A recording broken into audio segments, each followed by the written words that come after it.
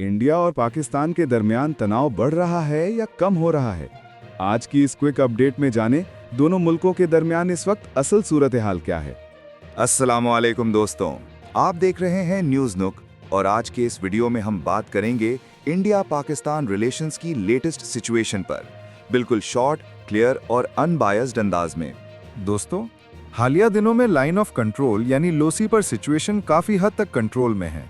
दोनों तरफ से कोई बड़ी फायरिंग रिपोर्ट नहीं हुई, लेकिन सिक्योरिटी अलर्ट अभी भी हाई लेवल पर है। रीसेंट बयानात में दोनों मुल्कों के रहनुमाओं ने डायलॉग की बात भी की है, लेकिन साथ ही अपनी सिक्योरिटी पर कोई कॉम्प्रोमाइज ना करने का पैगाम भी दिया है। डिप्लोमेटिक लेवल पर अभी रिलेशन कोल्ड बट स्टेबल देखा जा रहा है। इंडिया पाकिस्तान तनाव का सबसे ज्यादा असर ट्रेड और इकोनॉमी पर पड़ता है।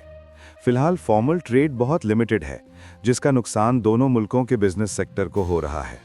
सोशल मीडिया और टीवी स्क्रीन्स पर दोनों तरफ से बयानात और डिबेट्स का सिलसिला तेज है। कभी सिचुएशन को बढ़ा चढ़ा के दिखाया जाता है और कभी हकीकत से हटकर प्रोपेगेंडा भी होता है।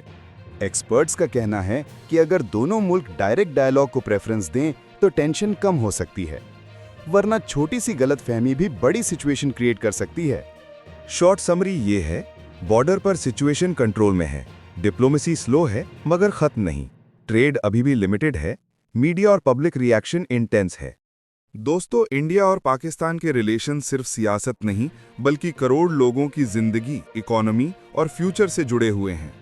अगर दोनों तरफ से समझदारी का मुजाहरा किया जाए तो अमन मुमकिन है। अगर आपको ये क्विक अपडेट पसंद आई हो तो वीडियो को लाइक करें, चैनल को सब्सक्राइब करें और कमेंट में अपनी राय जरूर दें।